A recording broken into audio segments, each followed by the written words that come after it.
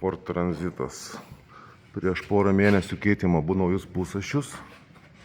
Visiškai naujus.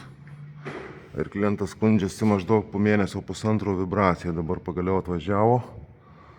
Ir panašu, kad dešinės pusašis. Nu, bent jau klientas įvardino, kad lyg dešinė vibracija.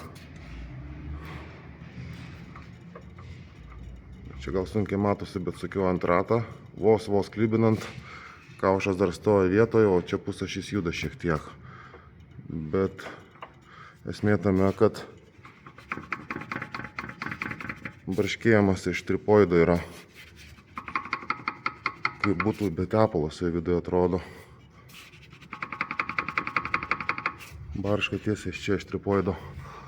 O kairė pusė ne barška. Ir praktiškai nejuda.